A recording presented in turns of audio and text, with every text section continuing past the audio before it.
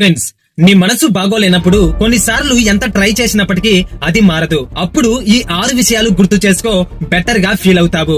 Number 1, అందరికీ నచ్చాలి అనుకుంటే మహాత్మా గాంధీ కూడా కూర్చొని ఏడుస్తాడు. అందరికీ నచ్చాలి అనుకుంటే ఏడుపు మాత్రమే మిగులుతుంది. నంబర్ 2, గూటి నుంచి క్రింద పడినప్పుడే పక్షి పిల్ల ఎగరడం నేర్చుకుంటుంది. లైఫ్ లో నీకు వచ్చిన ఆ ప్రాబ్లమ్స్ ని అడుగు. ఆ ప్రాబ్లమ్స్ ఏమి నేర్పించడానికి వచ్చిందో అడుగు. నంబర్ 3, బలహీనమైన గద్ద తన ఈకలు పీక్కొని బలంగా మారి తిరిగి వస్తుంది. అలాగే నీ లైఫ్ లో ఏమి జరిగిందన్నది ముఖ్యం కాదు, దానికి నువ్వు ఎలా రియాక్ట్ అవుతున్నావన్నదే ముఖ్యము. నంబర్ 4, వర్షం మొదలైంది అంటే డెఫినెట్ గా ఆగిపోతుంది. సేమ్ నీ ప్రాబ్లమ్స్ కూడా పర్మనెంట్ గా ఉండవు, కొంత టైం తర్వాత అవి కూడా పోతాయి. నంబర్ 5, నాకు 40 years వచ్చేసాయి అనుకోకు. ఎందుకంటే కంఠంలో ప్రాణం ఉన్నంత వరకు మనం ఏదైనా చేయవచ్చు.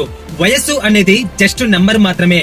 నంబర్ 6, ఏడుస్తూ కూర్చుంటావా లేదా లేచి పోరాడుతావా?